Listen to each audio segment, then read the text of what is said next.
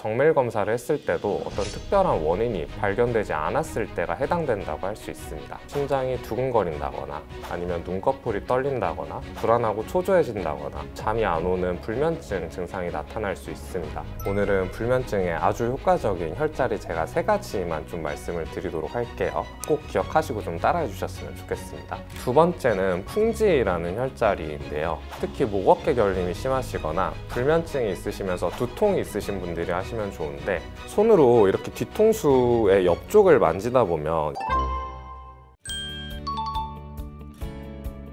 자율신경 실조증은 우리 몸을 긴장시키는 교감신경과 몸을 이완시키는 부교감신경의 균형이 깨졌을 때 발생하는 질환이죠. 이런 밸런스가 깨졌을 때 나타나는 증상은 굉장히 다양하게 있습니다. 가슴이 이유 없이 두근거리거나 불안할 일이 없는데 불안감이 심한 경우가 있고요. 그 다음으로는 혈액순환이 잘 안 되면서 손발이 차거나 아니면 쉽게 몸에서 식은땀이 많이 나거나 하는 증상이 있을 수 있습니다. 갑자기 식욕이 떨어지고 원래 소화가 잘 되시던 분들이 음식을 먹고 나면 복부 팽만감이 심하거나 하는 식으로 소화가 좀 잘 안 되실 수 있고요. 또 머리에서 나타나는 어지럼증, 두통이 있는데 이런 증상 때문에 뇌 CT나 MRI를 찍어도 특별히 이상이 없는 분들도 있고요. 그 다음으로는 몸이 쉽게 피로해지고 자도 풀리지 않는 만성적인 피로감을 많이 호소하십니다. 또 불면증이 심하거나 기억이 잘 안 나고 업무 능력이 떨어지는 증상이 나타나기도 하고요. 그리고 특히 여성분들이 이런 경우가 많은데 이유 없이 좀 감정적으로 불안하거나 짜증이 나고 쉽게 예민해진 경우가 굉장히 많습니다. 이렇게 감정 기복이 심해진 경우도 자율신경 실조증을 의심할 수 있고요. 그리고 브레인 포그라고 하죠. 머리가 멍해지면서 생각이 잘 안 나고 기억이 잘 안 나고 어떤 행동을 잘 못하게 된다든지 이런 증상이 나타날 수도 있습니다. 그리고 소화불량에 이어서 이유 없이 설사가 나타난다던가 변비가 나타날 수도 있고 왔다 갔다 하는 증상이 나타날 수도 있거든요. 이런 여러 가지 증상 중에서 5가지 이상 정도가 일주일 이상 지속된다고 하면 자율신경 실조증을 의심할 수 있고요. 이런 증상들이 정밀 검사를 했을 때도 어떤 특별한 원인이 발견되지 않았을 때가 해당된다고 할 수 있습니다. 저희 한의원에도 자율신경 증상으로 내원하시는 환자분들이 굉장히 많으신데요. 실제로 통계적으로도 이런 자율신경 증상 혹은 자율신경 증상과 유사한 신경계 질환으로 내원하는 환자 수가 급증하고 있다고 합니다. 자율신경 실조증 환자분들이 첫 번째로 끊어야 되는 거는 바로 정제당이고요. 음식이 건강에 중요하다는 사실은 모두가 알고 계시거든요.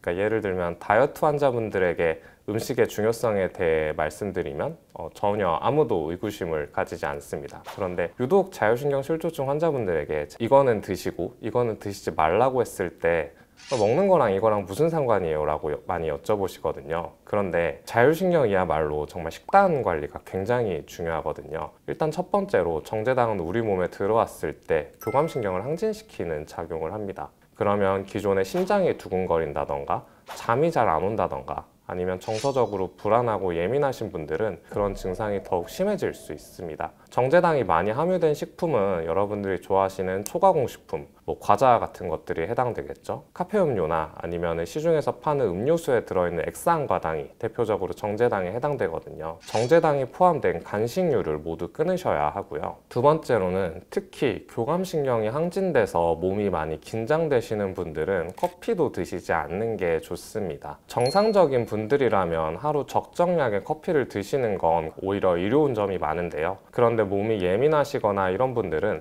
카페인을 먹었을 때 몸이 좀 더 극렬하게 반응을 하거든요. 심장이 두근거린다거나 아니면 눈꺼풀이 떨린다거나 불안하고 초조해진다거나 잠이 안 오는 불면증 증상이 나타날 수 있습니다. 그래서 가급적 커피도 끊으시거나 아니면 디카페인으로 드시는 게 좋고요. 마지막으로는 과식 혹은 야식을 끊으셔야 합니다. 특히 야식을 주의하셔야 되는데 한 10시쯤 이렇게 식사를 하시는 거거든요. 일단 기본적으로 그 시간이 됐을 때 우리 몸은 이제 쉬고 잠을 잘 준비를 합니다. 음식을 드시게 되시면 갑자기 몸에 비상경고등이 켜지는 거거든요. 음식물이 들어오니까 얘네를 막 소화시키려고 이제 몸이 다시 각성이 되는 거죠. 그리고 또 야식을 드실 때 보통 먹는 종류가 햄버거라든지 피자라든지 아니면 뭐 삼겹살 같은 굉장히 자극적인 음식을 많이 찾으시거든요. 안 그래도 늦게 먹는 것도 안 좋은데 자극적인 음식을 많이 드시게 되면 이건 역시 자율신경의 밸런스를 망칠 수 있어서 주의가 필요합니다. 사람이 하루만 잠을 안 자도 우리 신체는 많은 변화가 나타나거든요. 제일 안 좋은 게 밤낮이 바뀌어서 생활하시는 분들이 그런데, 일단 기본적으로 우리는 낮에 활동을 하거나 일을 할 때 몸이 스트레스를 받습니다. 뭐 정서적으로 받을 수도 있고 활동을 하면서 물리적으로 몸이 스트레스를 받을 수 있어요. 근데 적정량의 스트레스는 괜찮습니다. 그런데 스트레스를 너무 많이 받으시거나 아니면 오랜 기간 지속되게 되면 이 자체로 교감신경을 항진시키면서 몸을 굉장히 예민하게 만들거든요. 근데 보통 이렇게 몸이 예민해지면 우리 몸은 본능적으로 단맛이 땡깁니다. 그러니까 포도당을 찾게 되는 거죠. 바로 아까 말씀드린 정제당입니다. 보통 스트레스 받으면 여러분들 매운 음식 같은 거 땡기시죠?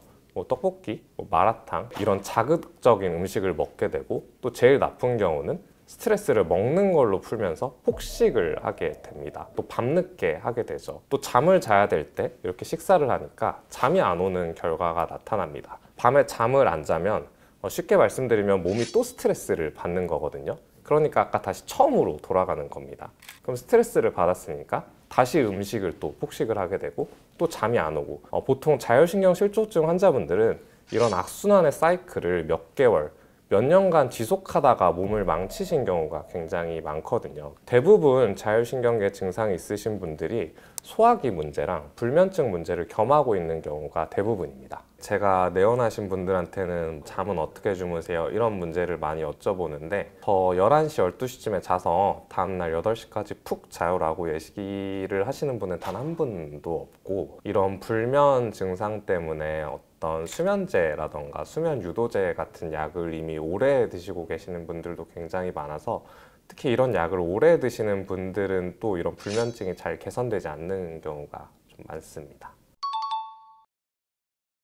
수면제 자체가 나쁜 약이다라고 볼 수는 없는데, 어떤 한국에서 실제로 행해지는 진료 형태를 보면 좀 문제가 많은 건 사실이거든요. 수면제의 종류는 여러 가지가 있습니다. 첫 번째로 벤조디아제핀계 약물이 있고요.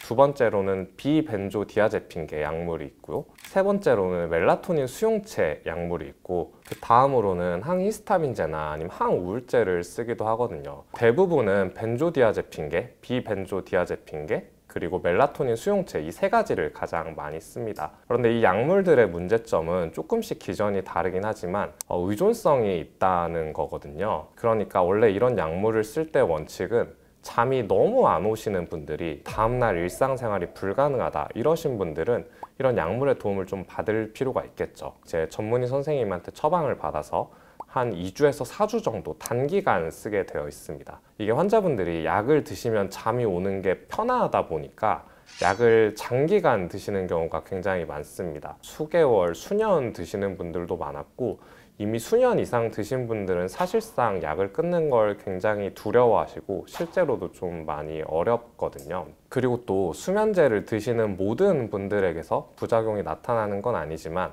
수면제를 장기간 복용했을 때 일부 연구에서는 치매라던가 아니면 인지 능력이 떨어진다는 부작용이 보고된 바도 있고요. 잠은 자는데 다음 날까지 계속 약효가 남아서 졸린다거나 하는 문제가 있는 분들도 있습니다. 그래서 수면제 자체가 나쁜 것은 아니지만 전문의 처방하에 2주에서 4주간 단기간 써야 하고, 그리고 이제 제 환자분들께는 약을 드시지 않고 수면을 컨트롤할 수 있는 정도라면 굳이 약을 드시기보다는 수면에 도움이 되는 여러 가지 생활 습관을 한다던가 영양제의 도움을 받는다던가 우선 이렇게 먼저 치료를 해보는 걸 좀 권유해드리고 있습니다.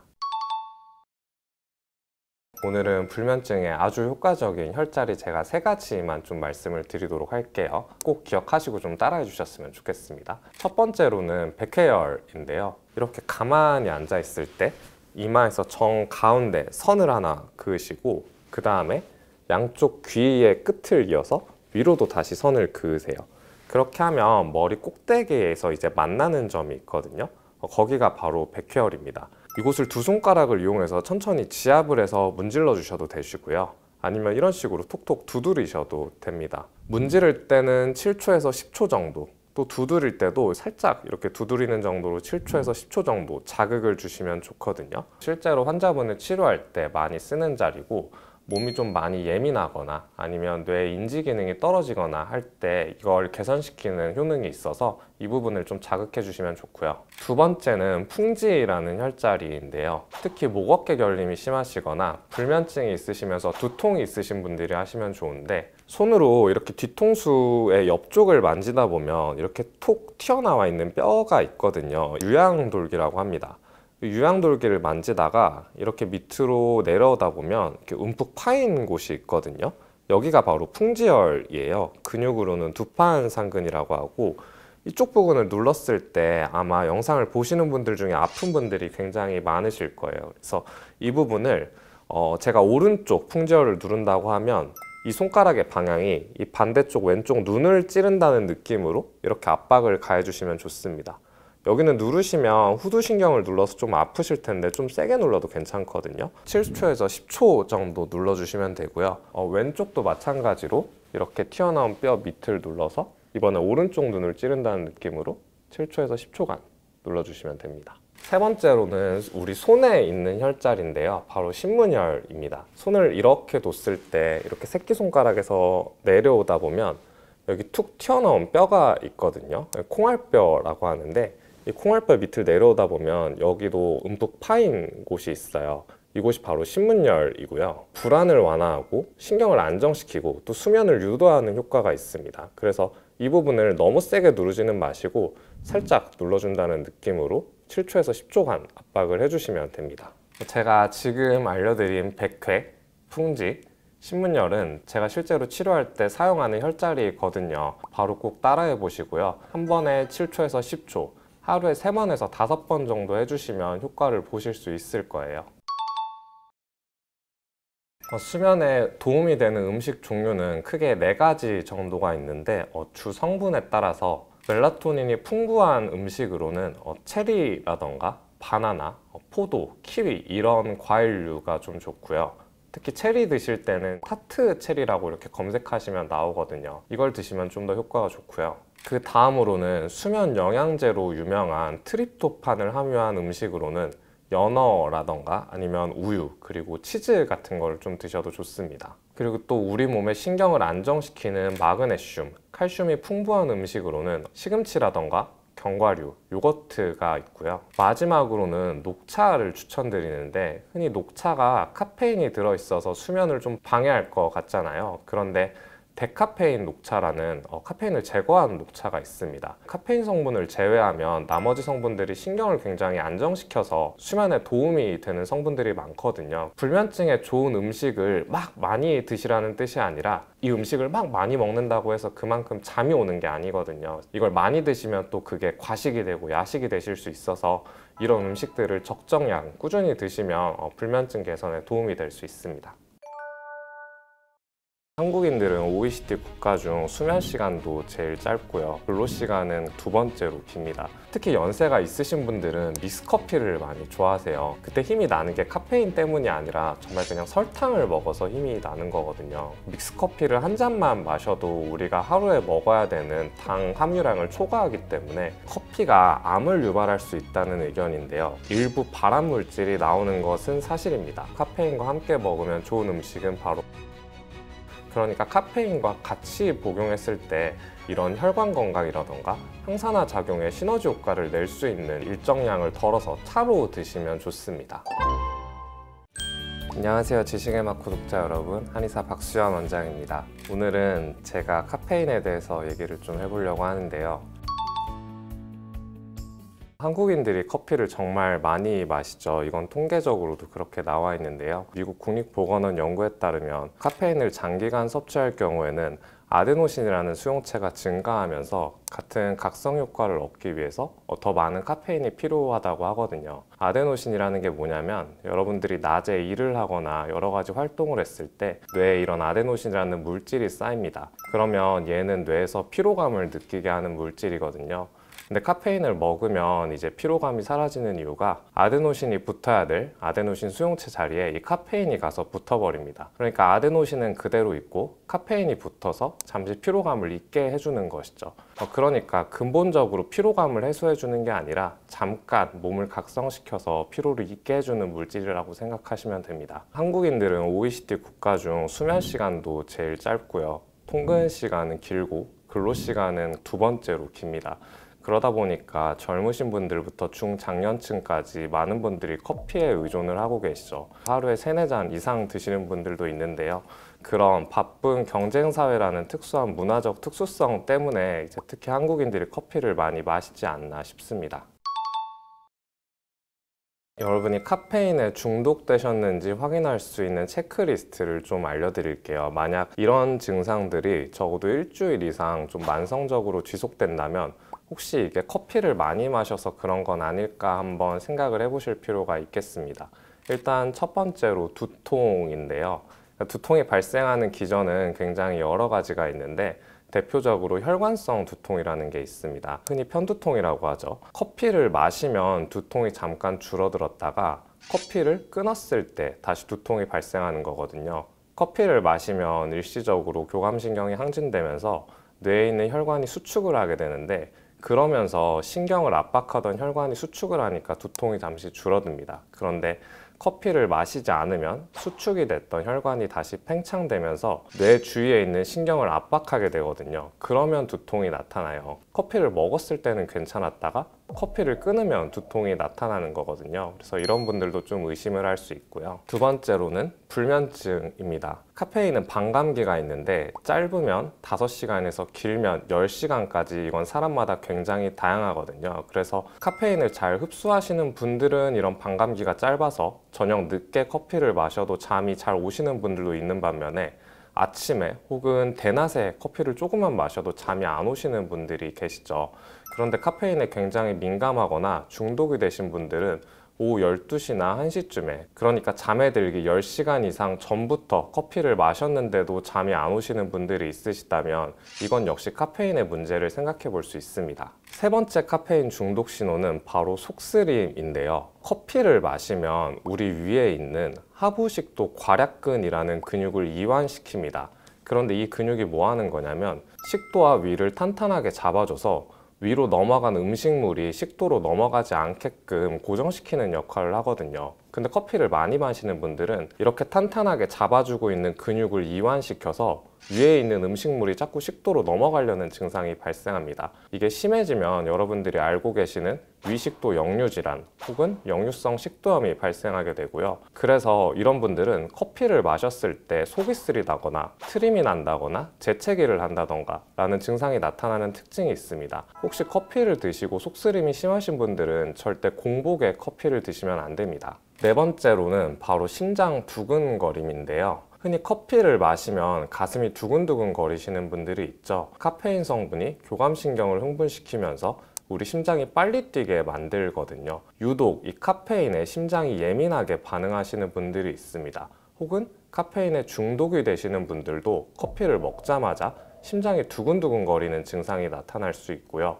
이런 증상이 만성화되게 되면 커피를 먹지 않았는데도 심장이 두근두근 거린다거나 이런 두근거리는 증상 때문에 불안하고 초조하고 신경이 예민해지는 증상이 나타날 수 있습니다. 그리고 다섯 번째로 손발이 떨리거나 종아리에 쥐가 나는 근육경련인데요. 이건 카페인이 우리 인체에 들어왔을 때 칼슘 대사를 방해를 하거든요. 그런데 이런 칼슘은 어떤 역할을 하냐면 우리의 근육이나 신경을 안정시키는 역할을 합니다. 그래서 카페인을 장기간 복용해서 중독이 되었을 때 이런 손발이나 아니면 종아리 같은 근육 대사에 이상이 생겨서 손발이 떨리고 근육경련이 일어나는 등의 증상이 나타날 수 있습니다. 그래서 이런 경우도 카페인 중독을 의심해 볼 수 있습니다. 커피에 대해서 되게 오해와 진실이 많죠. 커피를 마시는 것이 건강에 좋다, 아니면 혹은 커피가 암을 유발한다거나 심장 건강에 안 좋다라는 의견들이 굉장히 많습니다. 오늘 한번 정리를 해드릴 건데 일단 심장 건강부터 얘기를 해드릴게요. 건강한 사람 기준으로 했을 때 하루에 3잔 이하로 커피를 드시는 것은 건강에 아무런 이상이 없습니다. 유럽이나 미국 같은 데서 일부 심장 질환을 가진 사람들을 대상으로 연구를 했을 때 부정맥이 있다거나 심근경색 위험률이 높다거나 이런 식으로 심혈관계 질환이 발생할 확률이 높은 환자들은 커피를 마시는 게 이런 질환을 악화시킬 수 있다는 연구가 일부 존재합니다. 평소에 심장 질환이 있으신 분들이라면 하루에 한 잔 이상 드시는 것은 바람직하지 않다고 볼 수 있겠습니다. 그 다음 두 번째로는 커피가 암을 유발할 수 있다는 의견인데요. 이건 역시 사실이 아닙니다. 다만 커피는 발암 물질일 수 있습니다. 그래서 이게 반은 맞고 반은 틀린 얘기인데요. 커피를 우리가 만들 때 여러 가지 방법들이 있는데 카페를 가보시면 아시겠지만 로스팅을 하죠. 그러니까 원두를 볶아서 태우는 과정을 거치는데요. 이 과정에서 일부 발암물질이 나오는 것은 사실입니다. 그런데 그 발암물질의 양은 아주 미량이어서 사실 그걸 섭취한다고 해서 우리가 암의 발생률이 높아진다던가 하는 건 아니거든요. 발암물질이라고 하니까 사실 무섭지만 우리 생활 환경에는 많은 발암물질이 있습니다. 우리가 만지는 장난감에 있는 플라스틱이라던가 아니면 각종 화학물질들. 그런데 이제 정상적으로 건강한 사람들은 면역력이 작용을 해서 이런 발암물질들이 발현을 안 하는 거거든요. 다만 카페를 가시면 여러 가지 원두 종류가 있죠. 뭐 산미도 있고 좀 고소한 맛도 있고, 그런데 산미가 있는 걸 드시는 게 좋아요. 커피를 볶을 때 신맛이 나는 것과 그 다음에 이제 더 고소한 맛이 나는 거는 원두를 볶는 시간의 차이거든요. 그러니까 시간을 좀 덜 볶으면 신맛이 나는 커피가 되고요. 좀 오랫동안 원두를 볶고 태우면 좀 고소한 맛이 납니다. 그런데 이 원두를 오래 볶으면 볶을수록 발암물질이 많이 나오긴 하거든요. 그래서 커피를 시키실 때는 산미가 있는 커피를 드시는 게 좋고요. 그거보다 가장 추천드리는 방법은 바로 핸드드립 커피를 마시는 겁니다. 그 다음으로는 커피가 다이어트에 도움이 된다는 의견인데요. 이것도 반은 맞고 반은 틀린 얘기입니다. 실제로 커피를 마시면 운동이 좀 더 잘 됩니다. 왜 그러냐면 커피를 마시면 일단 교감신경이 항진되면서 우리 몸이 좀 각성되거든요. 우리가 운동을 할 때 심장이 두근거리고 근육에 좀 힘이 들어가고 하는 상황과 정확히 일치합니다. 그래서 운동 수행 능력도 좀 더 늘어나고요. 그 다음에 커피를 마셨을 때 단기적으로는 이 카페인이 지방을 살짝 태우기는 하거든요. 그렇다고 해서 커피를 무작정 많이 마신다고 해서 운동 수행 능력이 끝도 없이 올라간다거나 지방을 계속 태우지 않습니다. 여러 연구 결과에 따르면 카페인은 우리 체내에 들어왔을 때 단기적으로는 이렇게 운동 수행 능력을 향상시키고 지방산을 산화시키는 작용이 있지만 이걸 장기간 복용하게 됐을 때는 이런 효과들이 다 떨어진다고 나오고, 오히려 카페인에 의존성이 생겨서 인슐린 저항성이 늘어난다던가 오히려 혈당 관련한 질환을 발생할 위험이 더 높아지거든요. 오로지 다이어트를 목적으로 내가 카페인을 먹는다, 이거는 전혀 효과가 없다고 생각하시면 될 것 같습니다. 일단 단기적인 증상과 장기적인 증상으로 나뉘는데, 일단 단기적으로는 금단 증상이 나타납니다. 이거는 위에 말씀드렸던 두통이나 심장 두근거림과 같은 카페인 중독 증상과 일치하거든요.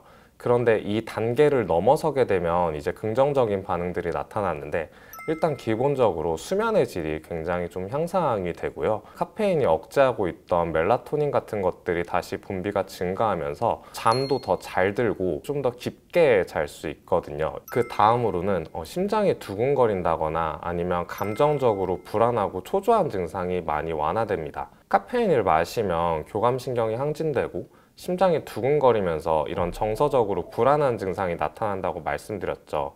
그런데 카페인을 끊게 되면 장기적으로 이렇게 몸이 긴장되고 항진되었던 증상들이 많이 다운이 되고, 반대로 부교감 신경이 활성화되면서 몸이 많이 안정화가 되거든요. 특히 이런 불안증이나 공황증이 있으신 분들은 원래 커피를 드시면 안 되는데, 이런 분들이 커피를 드셨던 분들도 카페인을 끊고 나면 그런 증상들이 상당히 많이 좋아지는 경우가 많습니다. 그 다음으로는 커피를 많이 드시는 분들의 특징은 화장실을 굉장히 자주 간다는 것이거든요. 카페인은 이뇨작용을 활성화시켜서 우리 몸에 수분을 배출시킵니다. 그런데 카페인을 끊게 되면 화장실을 좀 덜 가게 됩니다. 그러니까 이뇨작용이 감소하면서 체내의 수분이 증가하게 되고 이런 몸이 건조하다던가 하는 증상들이 많이 좀 좋아질 수 있습니다. 그리고 마지막으로 속이 쓰리신 분들이 공복에 커피를 드시면 안 된다고 말씀드렸는데 이건 역시 많이 좋아집니다. 특히 위식도 역류 질환을 가지신 분들은 커피를 끊으시는 게 좋은데요. 카페인을 끊게 되면 이완되었던 하부식도 괄약근이 다시 단단해지면서 위에 있던 음식물이 식도로 넘어가려는 작용이 좀 약해지게 되거든요. 그래서 평상시에 많은 위장질환, 위식도 역류 질환, 기능성 소화불량 이런 만성적인 위장장애를 가지신 분들도 증상이 굉장히 좋아지는 경우가 많습니다. 커피를 드실 때 좀 더 건강하게 드실 수 있는 방법을 알려드릴게요. 일단 기본적으로 저녁보다는 아침에 드시는 게 좋고요. 이건 우리 몸의 생체 리듬이 카페인을 먹는 시간이 오전이 좋기 때문입니다. 오전에 일어났을 때 우리 몸은 교감신경이 활성화되고요. 또 우리 몸이 활동하기 위해 코티솔이라는 호르몬이 분비되거든요. 그런데 이런 호르몬들의 작용은 카페인이 들어왔을 때 활성화되는 경향이 있습니다. 저녁에는 반대의 작용이 일어나거든요. 코티솔도 줄어들고 교감신경도 좀 진정이 돼야 되는데 이때 카페인을 먹으면 다시 교감신경이 항진되고 코티솔이 증가할 수 있어요. 그래서 오후나 저녁보다는 오전에 일단 커피를 드시는 걸 추천드리고요. 성인 남녀 기준으로 일일 카페인 섭취량은 400mg입니다. 여러분들이 드시는 아메리카노 한 잔에 보통 100에서 150 정도의 카페인이 들어가 있거든요. 사실 3잔에서 4잔까지의 커피를 마시는 건 우리 몸에 지장은 없습니다. 다만 제가 외래에서 이렇게 환자분들을 보다 보면 하루에 2잔 이상 드셨을 때는 카페인으로 인한 중독 증상이나 어떤 속쓰림 같은 부작용이 나타나는 경우가 굉장히 많았어요. 그래서 가급적 아메리카노 기준으로 했을 때 한 잔 정도, 100에서 150mg 정도만 섭취하시는 걸 권장드립니다. 또 이걸 보시고 나서 카페 같은 곳에서 카페인과 섞인 다른 음료를 드시는 분들이 계시고 또 아메리카노에 시럽을 넣어서 드시는 분들이 있는데 이건 결국 카페인과 설탕을 섞어서 드시는 거거든요. 설탕은 말 그대로 우리 몸에 들어오면 독소로 작용하거나 아니면 살이 찌게 만들고 교감신경을 흥분시키고 염증을 만드는 작용을 하거든요. 그래서 절대 카페인을 드시려고 할 때는 블랙커피, 그러니까 아메리카노를 드시는 걸 권장드리고요. 특히 연세가 있으신 분들은 믹스커피를 많이 좋아하세요. 드시고 나면 좀 달달한 맛도 있고 힘도 나고, 그때 힘이 나는 게 카페인 때문이 아니라 정말 그냥 설탕을 먹어서 힘이 나는 거거든요. 믹스커피를 한 잔만 마셔도 우리가 하루에 먹어야 되는 당 함유량을 초과하기 때문에 이런 믹스커피는 평생 죽을 때까지 끊으셔야 합니다. 카페인을 드실 때 같이 드시면 좋은 음식들이 몇 가지가 있거든요. 일단 기본적으로는 물을 같이 드셔주시면 좋습니다. 카페인을 먹으면 우리 몸이 이뇨작용이 일어나면서 일종의 수분이 빠져나가는 탈수 작용이 나타나거든요. 커피 한 모금을 마셨으면 물을 한두 모금 정도 같이 마셔주셔서 이렇게 수분을 보충해 주시는 게 좋고요. 두 번째로 카페인과 함께 먹으면 좋은 음식은 바로 강황입니다. 커큐민은 우리 몸에서 항염증과 항산화 작용을 하는 물질이거든요. 그러니까 카페인과 같이 복용했을 때 이런 혈관 건강이라던가 항산화 작용의 시너지 효과를 낼 수 있는 효과가 있습니다. 이 강황은 실제로 한약재로도 많이 쓰이고 있는 약재인데 시중에서 드실 때는 보통 다 가루 형태로 판매를 하거든요. 다른 꿀이나 설탕이랑 섞지 마시고 뜨거운 물에 이렇게 일정량을 덜어서 차로 드시면 좋습니다. 그 다음으로는 마그네슘이 많이 함유된 음식들을 같이 먹으면 좋은데, 카페인을 많이 먹으면 우리 몸이 긴장하고 흥분된다고 말씀드렸잖아요. 그런데 마그네슘은 반대로 우리 몸이나 아니면 근육, 신경을 안정시키는 작용이 있습니다. 마그네슘이 풍부한 음식으로는 대표적으로 견과류나 바나나 같은 것들이 있거든요. 그래서 커피를 드실 때 간식으로 바나나나 견과류를 같이 드시면 이렇게 카페인과 상호작용을 해서 좀 더 건강하게 드실 수 있습니다. 그런데 사실 바나나 같은 경우는 드실 때 조금 주의가 필요한데, 기본적으로 당 성분이 조금 높은 편이에요. 그래서 이제 시중에 보면 말린 과자 형태로 바나나를 많이 판매하는데 이건 드시지 않는 게 좋아요. 바나나를 이렇게 말리고 조제하는 과정에서 비타민이나 미네랄 아니면 마그네슘 같은 이런 좋은 성분들은 또 빠져나가면서 당 함유량이 엄청나게 높아지거든요. 가급적 바나나를 비롯한 이런 과일류를 드실 때는 말린 거보다는 생으로 드시는 거를 제일 추천드립니다. 오늘 이렇게 카페인에 대해서 알아보는 시간을 가졌는데요. 커피는 되게 오해도 많이 받는 음식이고 그러면서도 한국인들에게 굉장히 사랑을 많이 받는 음식인데 오늘 제가 알려드린 카페인에 대한 정보를 참고하셔서 커피를 좀 더 건강하게 드실 수 있는 계기가 되셨으면 좋겠습니다. 정제당은 우리 몸에 들어왔을 때 몸 안에 스트레스로 작용하고 염증을 일으켜서 두통이라던가 식은땀이 난다던가 손발이 떨리는 그런 증상들을 악화시킬 수 있거든요. 이 방법은 대부분의 현대인 분들이 실천하시면 더 건강해지실 수 있는 방법이고, 아니면 당뇨, 아니면 고지혈증 문제가 있으신 분들은 이 방법을 하시면 혈당 수치나 콜레스테롤 수치도 많이 개선되고 사실 1개월 정도만 해도 몸에 많은 변화가 나타나거든요. 생으로 먹는 방법도 있지만 보통은 제가 커피 대신 차로 드시라고 많이 좀 권유를 드리고, 일단 기본적으로 습관병이기 때문에 이런 식습관을 개선하는 게 굉장히 중요한데,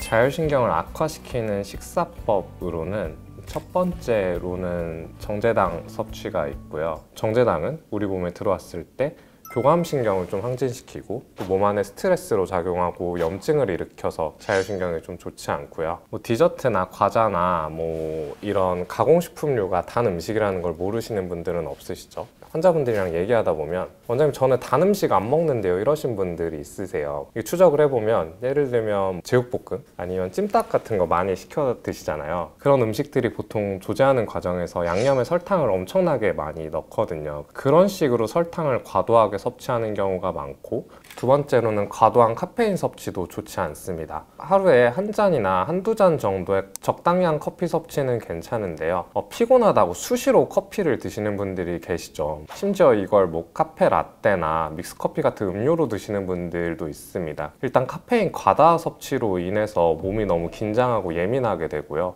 이걸 음료로 드시게 되면 카페인과 설탕을 같이 섭취하시게 되거든요. 자율신경 증상이 있으실 때는 과도한 카페인 섭취도 좀 피하시는 게 좋고요. 세 번째로는 과식이나 폭식입니다. 스트레스를 받았을 때 우리는 단맛을 갈구하게 돼 있거든요. 생존을 위해서 포도당을 찾는 거거든요. 좋은 탄수화물, 흔히 말하는 현미나 귀리 이런 탄수화물을 찾지 않죠. 다 빵이라던가 면류 이런 자극적인 탄수화물을 찾게 됩니다. 이런 것들을 과식하거나 폭식하는 습관도 피하시는 게 좋고요. 마지막으로는 지나치게 맵거나 짠 자극적인 음식입니다. 우리가 스트레스를 받으면 매운 음식으로 풀곤 하죠. 떡볶이나 마라탕 같은 음식이 대표적이고, 이런 것들을 지나치게 많이 먹게 되면 흔히 매운 음식 먹었을 때 얼굴에 열 오르고 땀나고 하시죠. 그게 일시적으로는 스트레스를 푸는 것 같지만 궁극적으로는 자율신경 증상이 두통이라던가 식은땀이 난다던가 손발이 떨리는 그런 증상들을 악화시킬 수 있거든요. 이런 음식들이 우리 뇌의 중추신경계를 흥분시키기 때문입니다. 이런 너무 지나치게 자극적인 음식을 좀 피하시는 것도 중요하다고 할 수 있겠습니다. 자율신경이 있으신 현대인분들에게 가장 좋은 식사법은 간헐적 단식을 좀 소개해드리고 싶은데요. 하루에 12시간에서 16시간 정도 일정 시간 동안은 음식을 드시지 않고 나머지 한 8시간 정도의 음식을 섭취를 하는 거거든요. 이게 왜 현대인분들에게 맞냐면 아침에 일어나서 뭘 드시고 그다음 점심까지 중간중간에 뭘 드시고 식사하시고 식후에 커피나 디저트 같은 거 드시죠. 저녁 먹기 전까지 보통 또 회사에 있는 간식 같은 걸 먹습니다. 그리고 늦게 퇴근하고 이제 저녁을 드시죠. 자는 시간 빼고 거의 하루 종일 뭘 먹고 있거든요. 이게 건강에 아주 안 좋습니다. 적당히 음식도 먹고 공복 시간도 가지면서 몸이 긴장을 했다, 이완을 했다를 반복해야 되는데 계속 음식 섭취를 하고 있으니까 여기다가 신경을 써야 되는 거거든요. 그래서 자율신경 실조증으로 내원하신 환자분들 중에 이상하게도 체중이 많이 나가시는 분들이 생각보다 많습니다. 제가 다른 치료 같은 거 먼저 하시기 전에 살을 5kg만 빼셔도 지금보다 훨씬 몸이 가벼워질 거라고 말씀드리거든요. 이걸 어떻게 하면 되냐면 처음에는 16시간을 하시는 게 좀 어렵습니다. 그래서 보통은 12대 12 간헐적 단식을 많이 말씀드리는데, 첫 번째로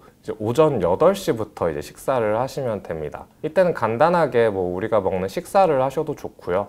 과일류라던가 견과류 같은 거를 드셔도 좋습니다. 점심을 보통 12시에서 1시쯤 드시죠. 마지막으로 저녁을 한 6시에서 7시 정도에 드셔서 이때 제일 중요한 게 8시 이전에 식사를 모두 맞춰주셔야 해요. 그리고 아침과 점심 사이, 점심과 저녁 사이에는 아무것도 드시면 안 됩니다. 내가 배가 너무 고프다라고 하면 자극적이지 않은 것들, 뭐 현미과자라던가 견과류 같은 것들을 뭐 하나씩은 좀 드셔도 괜찮아요. 그렇게 해서 8시부터 단식을 하게 되면 한 11시, 12시쯤에는 잠을 자잖아요. 오후 8시 이후에 식사를 3, 4시간만 참으면 잠을 자면서 우리가 뭘 먹지 않기 때문에 자연스럽게 단식이 완성이 됩니다. 저녁 8시 이후에 뭘 먹지 않는 게 이제 너무 쉽다, 나는 좀 더 건강해지고 싶다 하시는 분들은 공복 시간을 조금 더 길게 가져가셔도 됩니다. 오후 6시부터 다음날 오전 10시 정도까지 단식을 하시는 거거든요. 16시간 단식이 12시간 단식보다 좋은 이유는 12시간만 단식을 해도 우리가 공복 시간을 가짐으로써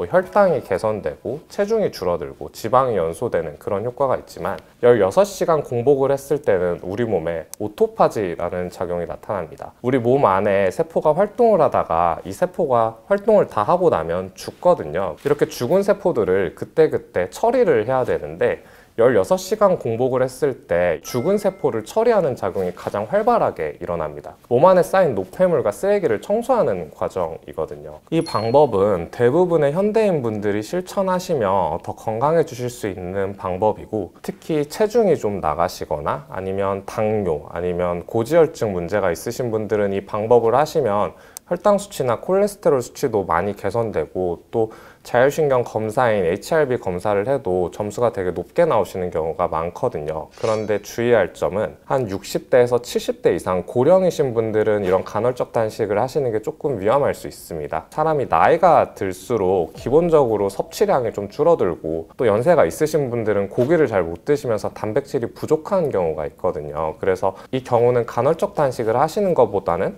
일반적으로 우리가 알고 있는 삼시세끼를 밥과 고기를 좀 잘 챙겨 드시는 게 중요하고요. 또 젊으신 분들 중에서도 체중이 너무 안 나가시거나 아니면은 좀 저혈압이나 저혈당 증상이 있으신 분들은 간헐적 단식보다는 기본적인 아침, 점심, 저녁 식사를 하시고 중간중간에 이제 간식을 드시지 않고 공복 시간을 가지는 식사법을 하시는 게 좋습니다. 간헐적 단식은 사실 1개월 정도만 해도 몸에 많은 변화가 나타나거든요. 효과를 보신 분들은 사실 기간을 정하지 않고 계속 하시는 분들도 있습니다. 한 달 정도 했을 때 이런 어떤 몸이 가벼워지거나 자율신경이 개선되는 효과를 볼 수 있고, 3개월에서 6개월 정도, 특히 16시간 단식을 했을 때는 몸에 노폐물이 배출되는 오토파지 작용이 활발하게 일어나서 몸 컨디션이 훨씬 더 개선되는 효과를 보실 수 있습니다. 식사를 하실 때 드셔도 좋고, 중간중간에 커피를 마신다거나 차를 마실 일이 있을 수 있잖아요. 그때 추천드리는 음식이 2가지가 있는데 생강과 대추입니다. 일단 생강부터 먼저 말씀드리면, 생강 같은 경우는 강력한 항염작용, 항산화 작용이 있어서 우리 몸의 노화를 방지하고 혈관의 염증을 청소하는 효과가 있습니다. 그래서 신경 부위가 예민하거나 아니면 신경 부위에 염증이 있으신 분들은 이런 생강을 드시면 머리가 아프다던가 아니면 손발이 차고 떨린다던가 하는 증상이 좀 많이 완화될 수 있고요. 두 번째로는 생강은 소화 작용을 촉진시켜서 속쓰림이라던가 만성적인 소화불량이라던가 아니면 구토 증상을 좀 개선시키거든요. 한의학적으로도 소화불량을 개선시키는 목적으로 처방을 해드리기도 하고, 실제로 생강의 주성분들이 담즙의 분비를 촉진해서 지방의 소화 능력을 개선시키기도 합니다. 그리고 마지막으로 면역력이 떨어지거나 아니면 몸이 허약하신 분들에게도 이런 생강을 섭취하시는 게 좋거든요. 또 향균 작용이 있습니다. 감기와 같은 바이러스 질환이 자주 걸리시는 분들도 이런 생강을 드시면 효과를 보실 수 있고요. 생강도 드실 수 있는 방법은 여러 가지가 있는데 생으로 먹는 방법도 있지만 보통은 제가 커피 대신 차로 드시라고 많이 좀 권유를 드리고, 생강은 시중에서 구매하셔서 이거를 얇게 썰면 되거든요. 보관을 하실 때는 냉동 보관을 하시고 뜨거운 물에 일정량을 덜어서 그냥 그대로 섞어서 드시면 됩니다. 그 다음으로는 대추인데요. 대추는 자율신경 안정에 가장 가성비가 좋은 약재라고 제가 소개를 많이 해드리는데요. 사포닌이라던가 아니면 폴리페놀, 비타민 C, 칼륨 같은 미네랄을 많이 함유하고 있거든요. 그래서 스트레스를 좀 완화하고 신경을 안정시켜서 자율신경을 개선시키는 효과가 있고요. 또 긴장이 많이 되시는 분들, 불면증이 있으신 분들도 교감신경을 가라앉히고 부교감신경을 활성화시켜서 이런 불면 증상을 개선시키는 효과가 있습니다. 사실 생강과 대추는 단짝 친구처럼 같이 먹어도 좋은 약재이거든요. 대추도 마찬가지로 감기에 잘 걸리거나 면역력이 떨어졌을 때 면역력을 올리고 피로를 회복하는 작용이 뛰어나거든요. 또 소화 기능이 떨어졌을 때 이 대추에는 칼륨이 굉장히 풍부합니다. 혈압을 좀 조절하고 혈액순환을 원활하게 하는 효과가 있어서 소화 기능을 개선시킬 수 있고요. 특히 위장에서 속쓰림 증상을 많이 느끼시는 분들에게는 생강을 드셨을 때 조금 자극적일 수 있어서 대신 이런 대추차를 드시면 속쓰림 없이 소화 기능을 개선시킬 수 있습니다. 보통은 차로 많이 권유를 드리고, 특히 차로 달일 때 주의하셔야 될 점은 실제로 한약재로 이렇게 탕전을 할 때도 반을 썰어서 넣거든요. 그 이유가 안에 있는 성분들이 그렇게 해야 좀 더 추출이 잘 돼서 효과를 볼 수 있기 때문이거든요. 만약에 대추를 차로 우린다고 하시면 꼭 대추를 칼로 반을 쪼개서 이렇게 잘라서 된 상태로 끓이셔야 좀 더 안에 있는 사포닌이라던가 폴리페놀 이런 성분들이 더 물에 잘 우려져 나올 수 있습니다. 다만 대추 같은 경우는 너무 과하게 드시다 보면 대추 안에 당 성분도 조금씩은 들어있거든요. 그래서 과도하게 드셨을 때는 당을 좀 과다하게 섭취할 수 있어서 좀 주의가 필요하고, 특히 그래서 이제 차를 드실 때 꿀에 많이 타서 드시는데 그냥 생으로 차를 우려도 충분히 달거든요. 그래서 그렇게 드시는 걸 좀 권유드리고 있습니다. 자율신경 증상이 있으신 분들이 어떤 병원을 가야 할지도 되게 어려워 하시는 경우가 많거든요. 그런데 일단 기본적으로 습관병이기 때문에 이런 식습관을 개선하는 게 굉장히 중요한데, 오늘 제가 알려드린 식사법, 간헐적 단식과 또 생강과 대추를 좀 섭취하시면 그것만으로도 자율신경 증상이 많이 좋아지실 수 있거든요. 이런 방법들은 제가 실제로 환자분들께도 좀 많이 말씀드리는 부분입니다. 영상을 보신 분들이 내일은 더 건강해지시기를 바랍니다.